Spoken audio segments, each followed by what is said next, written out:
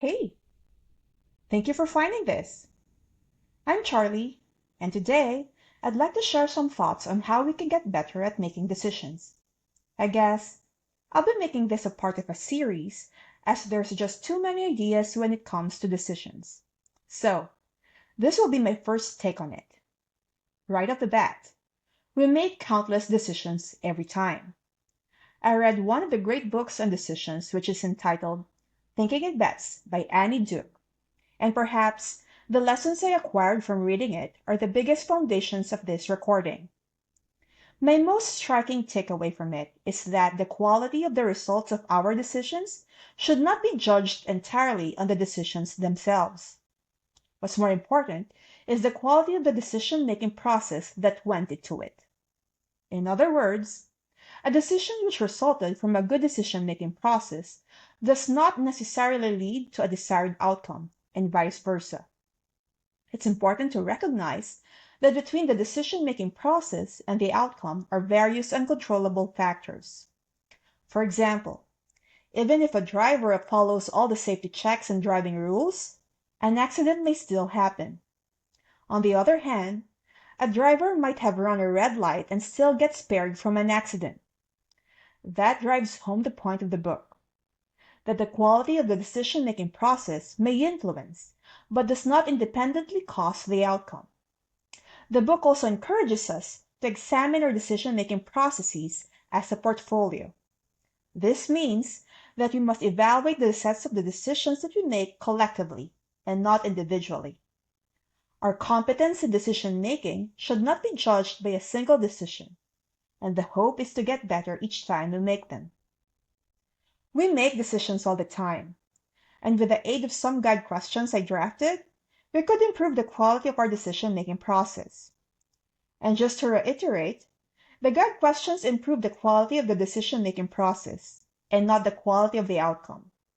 That's simply the reality, because between our decisions and the outcomes are many things we don't have control over.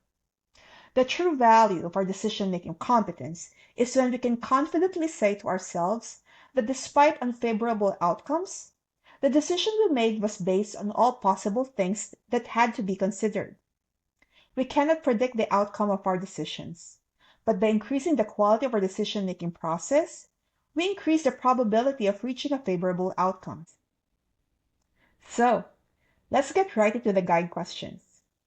First, define the situation.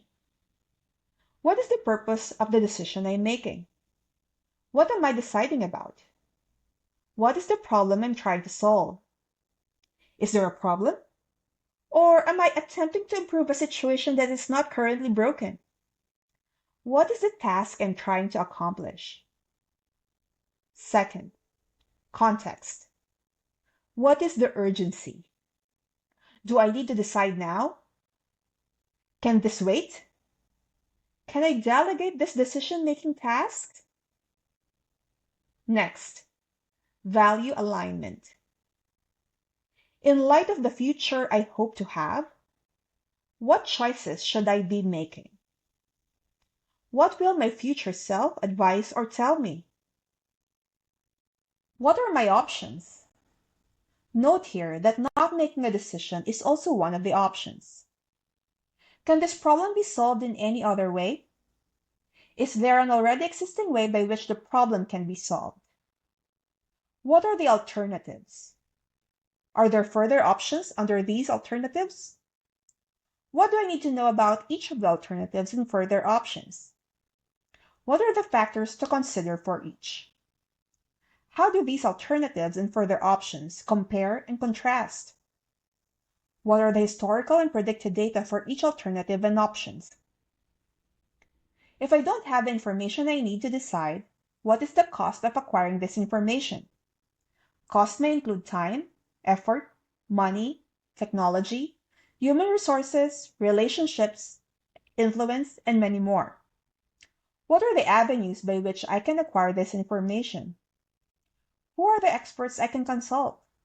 This may include in-person resources, acquaintances, professionals, virtual, online communities, free virtual consultations, available published contents, published evidence, and artificial intelligence.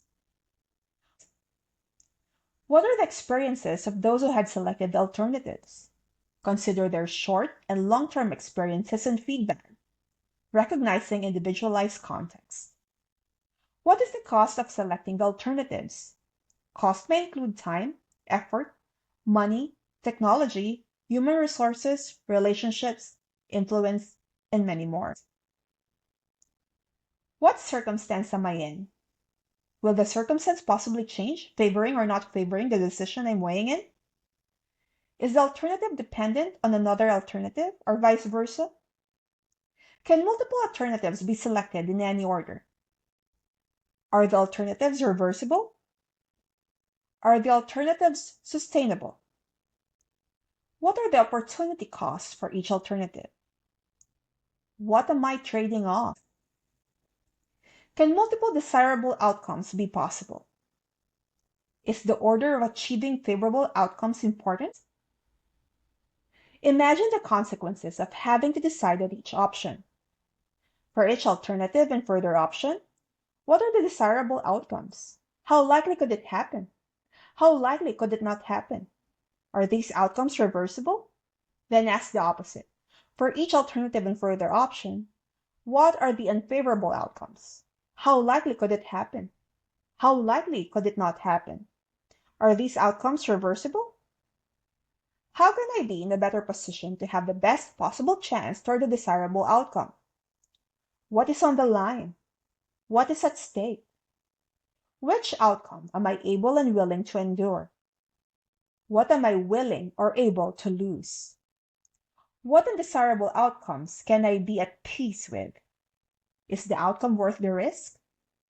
With the outcomes that could have resulted, what would be the next sets of decisions I would be facing?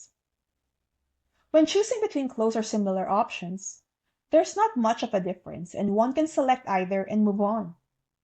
This list of guide questions is not exhaustive, and I hope to come up with further discussions on how to improve our decision-making process. Until then, I'll wrap up by saying that decisions are bets. As Annie Duck best puts it in her book, each decision we make is a bet on our future. Instead of using deterministic thinking, which would be impossible for us to achieve, training ourselves to get better in probabilistic thinking is a practice our future self will be thanking us for. Thank you, and until next time, everyone.